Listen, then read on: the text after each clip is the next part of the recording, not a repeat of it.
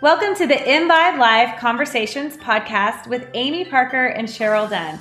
By tuning in, you are joining a community that will inspire you to increase balance, wellness, and joy in your life. We will offer expert information and insightful conversations to help us all on our journey to live more EnVibe. For more information and articles, remember to also check out our website at envibelife.com. That's EnVibelife.com. We're grateful that you're here. Hello, and welcome to the EnVibe Live Conversations podcast with Amy Parker and Cheryl Dunn. We are so glad to be here today, just the two of us. I know. And I know that kind of sounds bad because we love every one of our guests. We always get blown away, but then I think we always feel like from time to time, we need to go back to where we started, which is just the two of us talking and chatting. And I feel like that's what we're doing today. Yes. And we've both been traveling a lot. And so we haven't even seen each other in a pretty long time. I know. And I miss that. Like, you know, like it's good to travel and it's good to do things with your family and all the things that, you know, our lives pulls us away from this. But this is so fun for us. Right. So I started to have a conversation with Amy right before we recorded, and she stopped me and she's like, "No, this is an EnVibe conversation." So here we are. I'm going to pick up where we were. I was like, "What are you thinking about today? What should we talk about?" And she started going. So let's go. Okay, so there's this book that has shown up on my feed. It's kind, it's been advertised to me, and the title of it has completely turned me off a lot. I thought it was going to be the opposite. No, okay, so what is it? It's turned me off. I'm going to tell you in a second. Okay. It's turned me off, and I thought, I don't want to read that. But then there was a podcast I was listening to, and they were interviewing a very spiritual person that I respect and really love, and I thought it was great. And she had mentioned this book as one of a big influence in her life. And I'm like, again, this book is coming at me, and the title is called Think and Grow Rich. Oh, yeah. Yeah. Napoleon Hill. Yeah. So my first instinct on that, and this is totally just mine, it doesn't mean it's right or wrong or anything, is there's so much more to life than money. And yes, we need it, and it does help, and it makes things comfortable. Keep talking. I'm going to go out of the screen a minute. I have this book. Yeah, it's okay. So it turned me off because there's this piece of me that, and maybe it's a piece I need to let go, right? There's this piece of me that it says, there's so much more. And maybe it's because of working in a Pilates studio my entire life. You deal with a certain amount of wealth in there. And I have seen that it doesn't matter how much money somebody has. It doesn't buy happiness, right? And it doesn't mean I don't want it, right? We all want it, that kind of thing. So the book title had turned me off for many years. But until this spiritual person was like, this book changed my life. And I'm like, oh, okay, fine. So I listened to the whole book. Oh, you did? Within like 3 days, top to bottom. And I was like, and your sister would be proud of me because I did pause and write physical notes with my hand, not just type them into the phone or be like, oh, I'll come back to that. And right?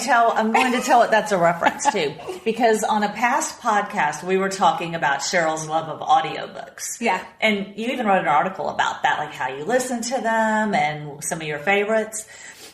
And my sister also loves audiobooks, but what she called to tell me, she was like, I'm just the opposite of Cheryl, because Cheryl reads the actual copy in her hands of a book or on her iPad or whatever, if it's kind of light reading or fiction for fun. Yeah. And if it's more serious, it's just the opposite. That's where you like to listen to the audiobook.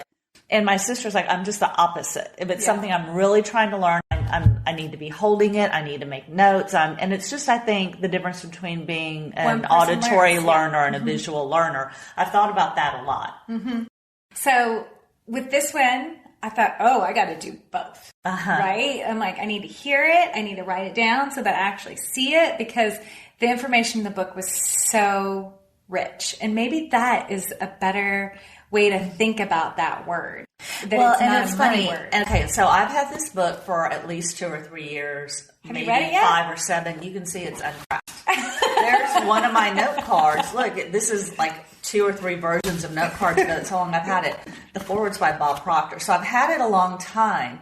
But I guess because of where I learned about it, I didn't have that same reaction to you, because my understanding was this is a precursor to every law of attraction person I've ever read. This is a law of attraction book. And so whether it was Rhonda Byrne or Abraham Hicks or even Gabby Bernstein, any of those people, they all refer to this book all the time. So I was like, oh, well, one day I was like, I better click and order that book. And it sat on my shelf and I haven't actually read it. But that was, I guess I never thought it was about material. I think people do get or acquire material wealth from it, just like with The Secret or any other abundance-based teaching. But okay, So should we talk about it?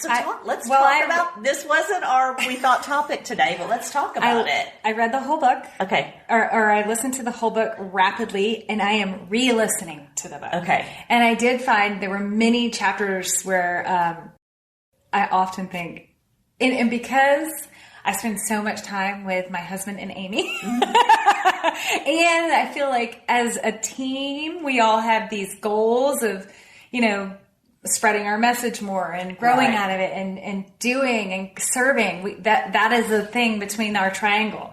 There were many pieces in this book. I don't mean to exclude John. He's in that square. I guess we have a square. We don't.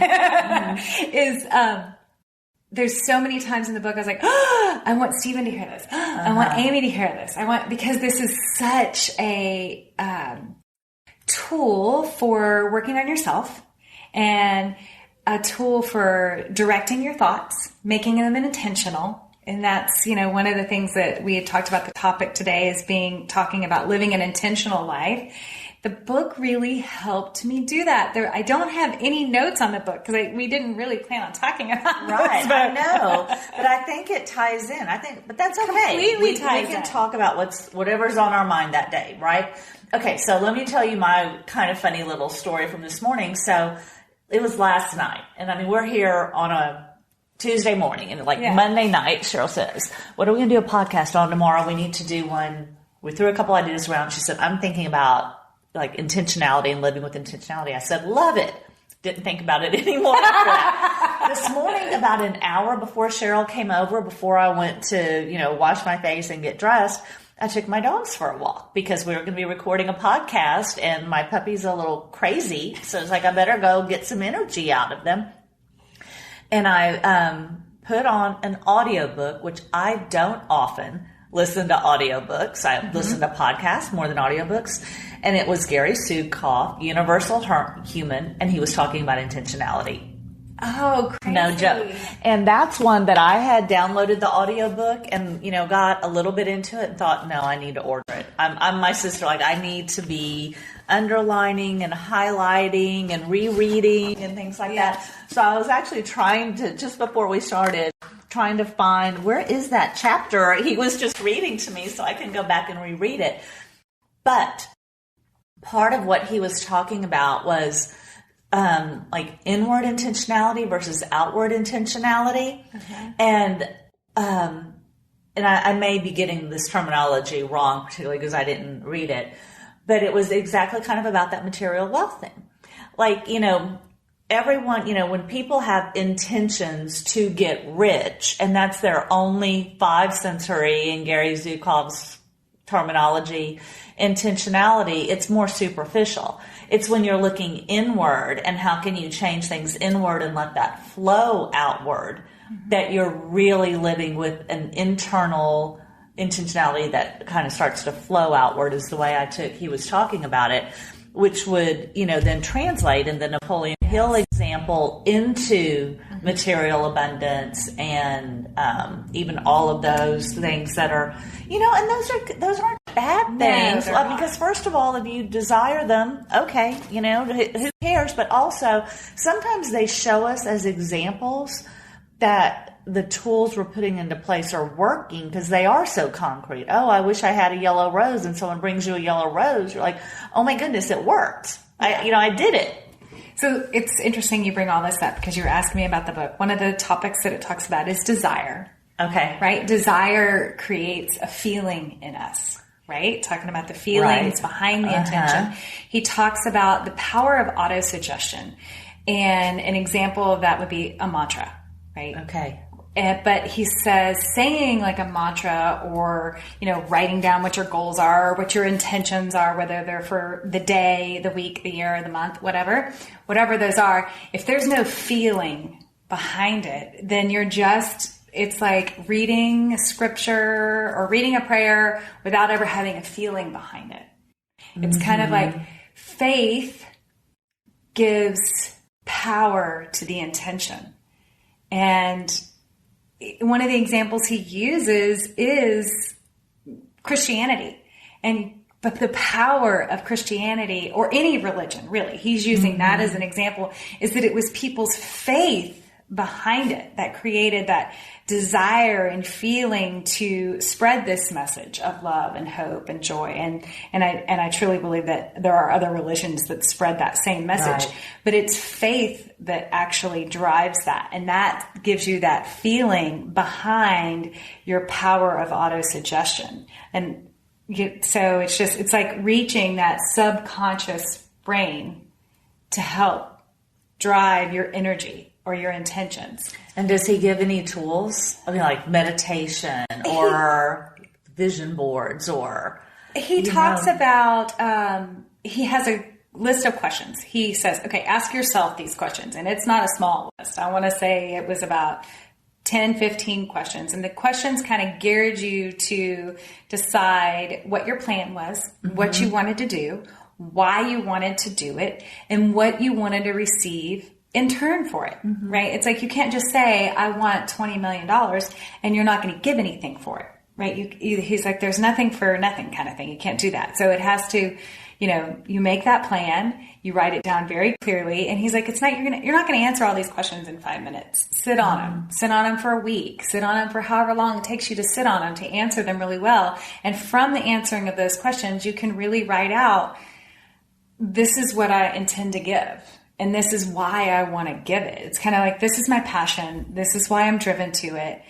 And this is what I want to receive in turn for it. And it's so interesting. So if you study, Stephen and I have been working with this business coach, and he made such a great example. If you look at like Dell computers and Apple computers, and if you look at how they market, Dell comes out and says, we sell computers and they're really good. They do this, this, and this. Apple says, we innovate the future. We sell a lifestyle. Yeah. So they don't say, I'm selling you a computer. They say why they're doing what they do, not what they're doing, why they're doing it. And that sort of why is what draws you in. You're like, okay, your cheeseburger's better, but it's going to be better. Your experience at my restaurant is going to be amazing. So I don't know if I'm being completely clear with that. I think it's interesting. And I think this really absolutely ties into intentionality or living with intention, because that is part of even the law of attraction. Yeah. That you need to get to the core or the essence of something, like what, and really you're getting to the core essence of why you want something and how it will make you feel when you have it. And then you can actually practice feeling that. That's what he talks about in the book. Yeah. And that's something that Joe Dispenza and really I think every law of attraction person or law of manifestation, which is a fine line difference, that I've read about, listened to podcasts from, anything, they have different ways of saying that. And that's like my terminology. How I understand it is, what is the essence of energy of that? Feeling of it, yeah. The essence of the energy of it, and then how will you feel when you have it? And this is where it's also interesting to me. Like growing up, okay, so let's talk about that. I don't talk about my family much because I don't like to get shadows cast, and I don't like to invoke meaning, and I don't like all of those things, my inner saboteur. But we were brought up to be very modest. And so don't brag about things, kind of lay low, act small, those sorts of things and don't want too much. And in fact, you know, even if you have something, act like you don't, and don't let anyone know you might want something, which is all the opposite of how you actually manifest or attract things into your life, right? Mm-hmm. But it's like I grew up not being given that permission to want, and I still wanted, but I was criticized heavily at times for the things I wanted. No, what is she, who does she think she is? Or how does she think that's going to happen? And that still happens in some cases. And that's been one of the things I've had to shed in my life, is realizing, well, first of all, bitterness is bitterness. And so you've got to release that. You got to release it and understand that whoever is coming at you with bitterness for what you have or want or any of those things, it's their bitterness. It's really not yours. Or how you spend your money. Or how you spend your money or choose not to, or any of the above. But it's okay to want. And I think that's what Napoleon Hill does give permission. And Joe Dispenza and most of the law of manifestation teachers out there, that it is okay to want. And in fact, if you're wanting with intention behind it, that's actually the cutting edge of creation. Because if you're desiring to bring something into being that doesn't currently exist, even a piece of artwork is a representation of bringing something into creation that doesn't currently exist, right? So that's sort of like the cutting edge of creation, and our experience here on Earth is wanting and bringing things into being. Now, I think where we get back to that very first thing you said, that, oh, the title of it turned me off, or the materialism of it turned me off, that's where people like Gary Zukav come in. Yes. When you start talking about, like, get to the core of what is at your soul, like what is in the seed of your soul, and crystallize those wants and desires and intentions that are coming from that higher source and higher power. Mm-hmm. And then, I mean, sometimes, there are some multi-bazillionaires out there who are doing a lot of good in the world. So if what their soul was saying was want to earn $1 billion, and then they went and formed organizations that were spreading medicine around the world or feeding millions. Yeah. I mean, that's not to say that them having that amount of wealth or affluence or a concrete resource like money was bad. It may have been directed from God or desired from a higher power, just like those of us who put on the apron and go work in the soup kitchen. Exactly. Yeah. Mm-hmm. So that's the book I've been reading, and I think it's great. Okay. So it drove me to the intentional piece. And then I also take intention, I try and bring it into every part of my life. Mm-hmm. Where I've been working on a lot is, where I feel like I work on a lot, is my thought. Mm-hmm. I'm very quick to, it's funny because I'll be reading the book and, it talks about bitter, don't be angry. And then I'm driving in the car with my husband, and he is cussing out every other driver, right? And I know he listens to our podcast, so sorry, Stephen. He's got, thank you. Thank you. He has it's a teeny bit of road rage. And there's this piece in my head going, his energy is so negative right now, and he needs to be positive. And why doesn't he look for the positive? He's only looking for the negative. Well, and the truth of that, I'm doing that too. Right? I'm only looking at the negative in him and not the positive. I can't control him or what he's saying or how those drivers are affecting him on our 5-minute commute, right? But so the minute I say, okay, stop, quit judging him, look for the light, look for the positive, and, flip my energy, and lo and behold, things will shift, So that's one takeaway that I got from it when I'm thinking of intentional with my thoughts. Mm-hmm. And then I thought, when I'm teaching people exercise, the number one thing I feel like I'm teaching them is to be intentional with their movement, right? Because the way I teach, it's not about just moving, which that is good, but it's also choosing the way you move, right? And being intentional with your movement. that you do a full movement and not just a half movement kind of thing. Stay within the limitations of your body, but be intentional with it. And that creates you to have the ability to feel what is good movement for you and what is not good movement for you, because sometimes you should move a certain way and sometimes you shouldn't based on what's going on. Right? Amy, you're like, unfortunately, learned that recently, or you'd known it for a long time. And I still am. Yeah. But, so that, and then another place that I thought to take this intentional living was to eating. That was one of the last places I wanted to go, because I will fess up. Now, I do eat very good. You do. Yeah. But I don't eat intentionally. I eat good because I actually like the way good food tastes. But I also like the way chocolate tastes. And I probably eat that into excess. Anybody who knows me really well is like, oh, she is not lying there. That is in excess. So I feel like I could be better at, when I sit down to eat, that first of all, I actually sit down, because I'm often... that's a good tip, actually. I'm often will pull food out of the fridge, leave it on the counter, walk around the house, change the laundry, come back, take a bite, do this, take a bite, take a bite. I'm a snacker. And so therefore, there's no focus on what I'm putting in my mouth.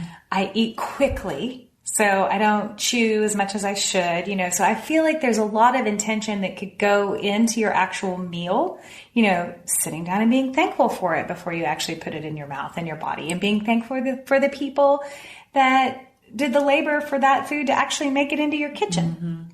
That sort of stuff. So that is a place that I think I need to put a little more emphasis into, that would be a good, healthful move in moving towards more intentionality in your day. Movement's an easy one for me. Food is not an easy one. Thoughts are going to be a lifetime. I think thoughts are the hardest for everyone. Yes. From my experience, and I've talked about this before, how mind-blowing it was to me when I realized I'm trying so hard to live with intentionality, and I just let my mind go crazy. Several years ago, that's really when I started meditating to help calm and control my thoughts a little bit. But I'm also thinking right now, I don't know where this comes in, so you can help me on it. Here's something I struggle with a lot in my day. I'll reach the end of a day and I'll think, I didn't do these 5 things I thought I'd get done today. So in other words, I start with what I think is my intention for how I use my time, and then I get diverted and I don't quite get there. So then I judge myself. And this is something I'm struggling with right now. So you have helped me with this. Amy gave me these beautiful little note cards. Right. And I pull one of those out every morning. And I write down on there the things that I intend to get done that day. And when I lose my track of thought because something has pulled me one way or another, I go back to that note card. And I get, being the type A personality that I am, I get a feeling of accomplishment when I can put a line through the thing that I said I was going to do. And sometimes the things I put on there are not just the to-dos that need to happen with work, but the to-dos that need to happen with me. And maybe that's, I need to go for a run today, or I need to call the plumber today. I put everything on that card so that there's no place of, well, first of all, being a mom, there's a lot going on. You got to deal with your kids' lives and your life and then work life. And puppy. So, yeah, puppy. So I put on there the things, and that helps keep me focused throughout the day. Now, granted, there's a note card that's been sitting on my desk, and I don't throw a note card away until all those lines are crossed off. Sometimes if everything's crossed off but one, I might just throw that note card away and rewrite that thing on a new note card, right? But I do have a note card right now that's been there for 2 weeks. But that's okay, because one of those weeks I was out of town. So technically it's only been in my face for a week. But it helps me be focused of, I said I was going to send that email. I'm going to send that email. It's just not taken top priority. So, but it's not coming off that list because I do think it's a good email to send. It's something that I should be doing some research on. So anyway, that's one thing. Another thing, when Amy and I were talking about living intentionally, that popped up with me was love intentionally. Like choose that too. And I think that might be easy with some people in our lives. Like when things are going easy with one child, that's easy. But when things are not going easy with the other child, that's not as easy, or even with that person who cuts you off in traffic. Oh, yes. Most importantly. Yes. Love intentionally everyone, not just. And I say that because in that 25-minute walk I took this morning with the dogs, that was another example that Gary Zukav gave of living in a, multidimensional way. Because he talks about the fact that, he was a Green Beret early in his life. And the courage that it took for him to live like that and do those specific tasks. But now he summons his courage to do things like show love to the person who really angers him. Yeah. In the day. That was exactly one of the examples he gave. So again, it's just, I thought it bore mentioning since it came up twice in 2 hours for me here. It's a good one. It's definitely a good one. Ooh, that's a tough one. I'm not quick to anger, but I think when I do, it's I'm not often quick to go, ooh, I should love them. I'm not quick to do that, where I was a little more quicker to go, okay, stop judging him for being angry, that piece. But, so those were kind of the things I thought of with intentionality. The note cards helped me with that. Yeah. And I think these are good topics. So, just to kind of recap, we started in a very broad place and then started talking about some very narrow topics like eating and, how you allocate your time in the day. But think about it a little, whether it's being intentional about the desires in your life in the big picture, where you want to be in 2 years or 5 years or 10 years, or whether it's being intentional about saying, I'm not going to let the clutter in, whether the clutter is junk food or busy work or thoughts in your mind that don't need to be driving it into, extreme chaos. Intentional is also about what am I going to allow in. It's so interesting that we're talking about this so much. One of my sons this week, what did I say to him? I said, we were going to a baseball game. And I said, when you water your grass, it grows. So wherever you put your thoughts, it grows. So I was like, so if you're going to put your focus on hitting that ball when it comes in across that plate, then that's what's going to grow for you.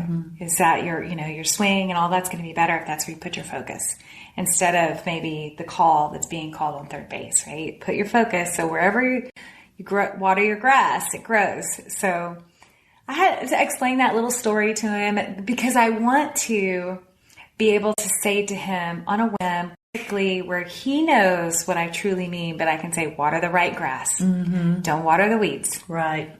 Pull the weeds, water the grass. So that, I don't know. Some days I'm like, oh, he doesn't hear me at all. But I think maybe one day, but he is my harder, it is more challenging for him to be able to focus. Raising my two boys is completely opposite. One of them is just with task and duties. He's on top of it. I don't ever have to tell him, A plus B plus C. But my other one, I'm like, okay, A goes like this, and then B comes later. Completely different. They're both young. They are young. Even with mine, who are shifted older than yours, I wonder, what kind of conversations will I be having in 5 or 10 years with them? Who will they be as men, Totally. We really don't know yet. I know, but I can't wait to see. Yeah. Okay. Wow, this is fun. Yeah, this was like old times. kind of an ad-lib conversation for us. Yeah, it gives you a little insight into how EnVibe Live conversations started, I think. We just start talking about these things.